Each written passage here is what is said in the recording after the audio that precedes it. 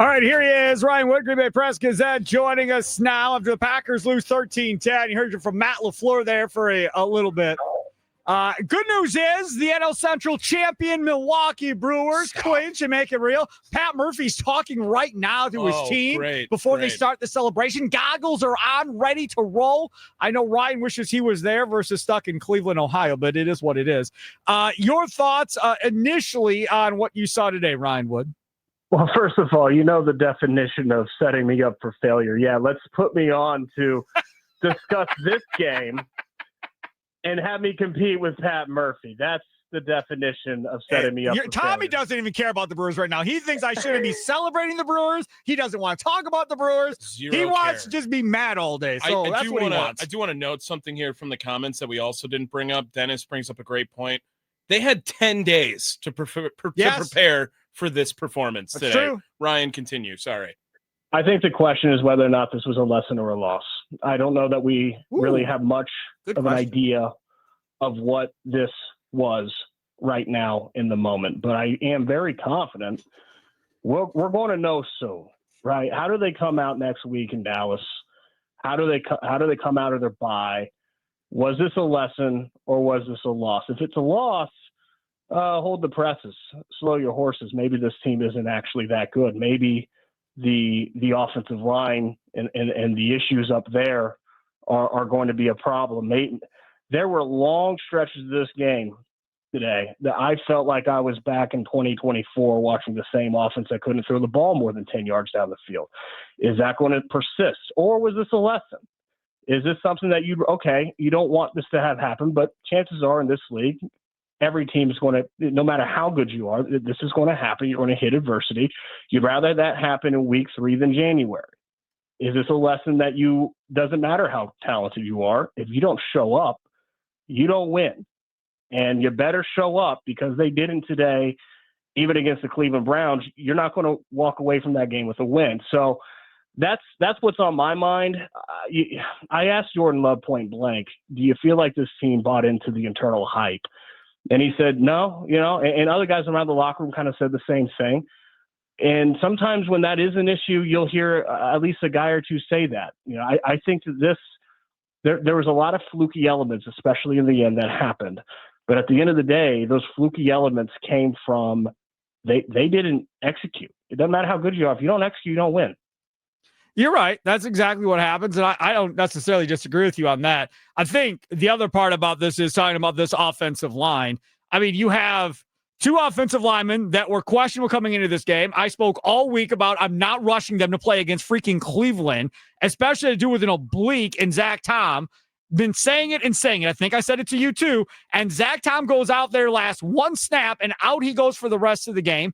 Banks made it longer with his groin thing, and then he is out as well. Morgan goes from right tackle to left guard. Then Belton, the rookie, is back out there at right tackle. It was an absolute disaster with the offensive line.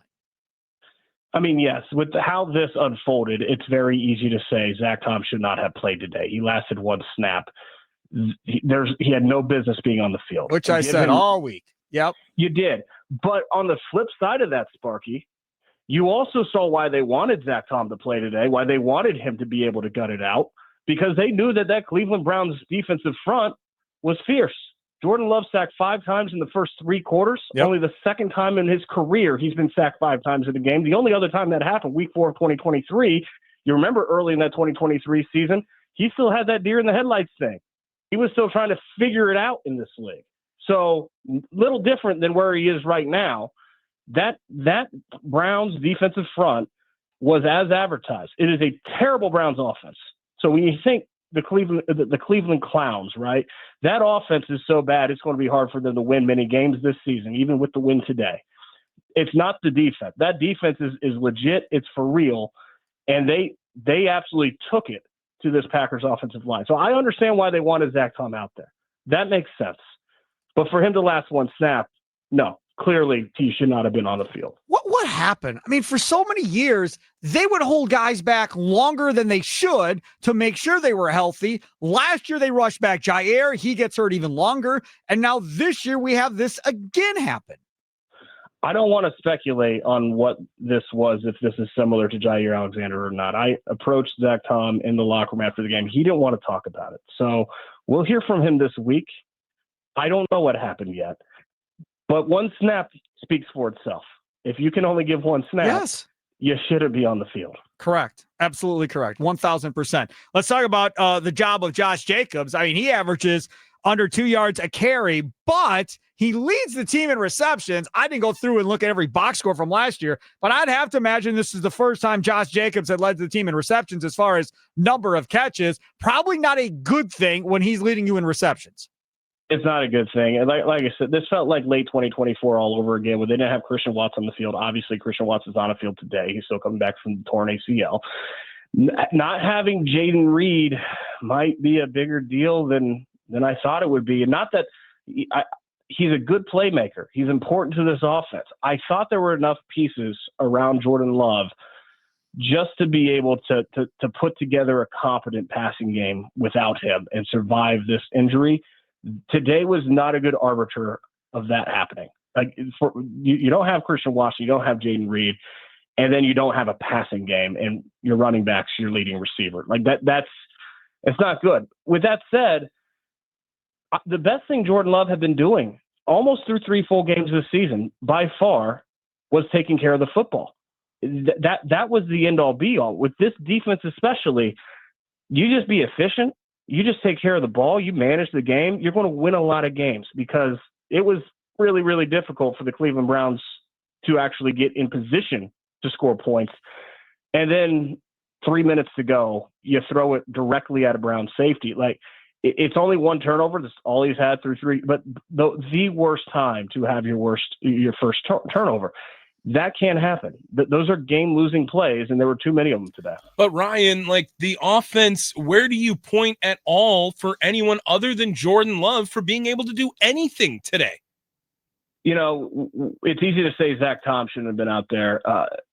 I don't know where Tucker Kraft was. He just had this huge game, and he played today. He made plays when given the opportunity. He only had 4 targets, 3 catches. I was surprised that if he's going to be on the field, I thought that he'd be a bigger part of this passing game. I do think that the best play that they had all day is Jordan Love throwing from his end zone, 35 yards to Matthew Golden. Right. I think that is something positive to build on, because you finally hit Matthew Golden deep. That is going to be not surprising for any rookie receiver, first-time receiver working with a new quarterback. It takes time to get that rhythm and timing. But it's positive that you're starting to see signs of that. That's something that they need to build. And without Jaden Reed on the field, they're going to have plenty of targets and opportunity to do that. That was promising. But the thing I was maybe most surprised by in the passing game, other than the total lack of protection around Jordan Love, was Tucker Kraft not being a big part of this game. If he's going to be out there, he's your best receiver. You got to go to him. I agree with you on that. The other part about this, too, when we talk about this, on with Ryan Wood, the Green Bay Press-Gazette Packers beat writer, joins us after every game here in the Green Bay Football Postgame Show. Steve Sparky Pfeiffer with you here on The Fan. Follow him on Twitter at @ByRyanWood. Is the whole idea of this defense and that interception at the end of the half. Right away, the announcers on Fox were critical of, if he just knocks that down, they have a chance to maybe get in field goal range and attempt a field goal. And I tweeted out, man, what a great interception by Xavier McKinney. And people were livid at me. And as I pointed out, listen to me, 98 to 9% of guys in that situation at the end of a half are taking that interception. They get paid for interceptions. They're judged for Pro Bowls and all pros and future contracts by interceptions. End of a game, Hail Mary, knock it down, fine. Everybody will buy in. I just don't think many guys in the situation of Xavier McKinney are thinking to knock it down at that point. I wondered the same thing after the play, and then I looked up, and there were 2 seconds left on the score clock. 2 seconds is not enough time to run a play and get into field goal range. Maybe you have a shot at a Hail Mary. How high are your chances of completing a Hail Mary? So it didn't really matter. Bigger than that, you are asking a professional athlete to do something against their nature. The reason Xavier McKinney is great, what makes him the best safety in the league, is when he sees a ball in the air, he knows it's his ball and he goes and gets it. Yep. You're asking him to then go against his basic nature. I don't think that's fair to Xavier McKinney. So bottom line, it didn't affect the game in any way. 2 seconds was not enough time to do anything in that situation other than throw a prayer to the end zone. Let Xavier McKinney be Xavier McKinney. When we talk about this game, and we'll be talking about it obviously all week. Tomorrow you'll be with Mason Crosby and our guy Mitch Thunder Nellis and Tommy Wirtz tomorrow afternoon at 1 o'clock. I'm just curious, do you think fan reaction is going to be to blame Matt LaFleur for this one? Yeah. And at the end of the day, what we talked about at the very beginning, they had 10 days to prepare for this game, and they came out and they did not provide a confident offensive product. It was bad. And I understand that Cleveland Browns defense is very good, but it was still a very bad product that they had on offense. And that has to get better. You're sitting on the golden ticket with this Packers defense. You get 20 points, you win games every single week. You have to get 20 points. There's no excuse not to, no matter who you're playing. No matter who's not playing for you, you have to go out there and get 20 points. That has to happen. So yeah, as far as the totality, of course, there's going to be overreaction. This is an overreaction league. I'm just sitting here and I'm wondering what we're going to see next. I think that ultimately is what's going to matter. It's a costly lesson if it's a lesson. Every game in this league is valuable, especially when you're a team that believes you have a chance to make a Super Bowl run. You want all the wins you can because, hey, we just saw it in the first 3 weeks. All right? Small sample size, but a big difference with this team playing inside Lambeau Field and this team playing on the road. You want those January playoff games to be on the road. You want the path to the Super Bowl to go through Green Bay. You got to win week 3 games to be able to do that. But what happens next is ultimately going to be what's most important. If this is a wake-up call, maybe this team could be even more dangerous. I mean, there is a real silver lining here, but it doesn't just happen automatically. They have to actually go out there and make that happen. Yeah, come out, get a big win here against Dallas. Feel good about yourself. The Bengals got absolutely annihilated by the Vikings today. You get them out of the bye week at Lambeau, so still in position to have a really good record after 7 or 8 games for sure. Ryan, thank you so much for coming on. We'll hear you tomorrow at 1 o'clock on the Mason Crosby Show with Mitch Leonard Ellis, presented by Verizon. All right, take care, guys. Take care. There you.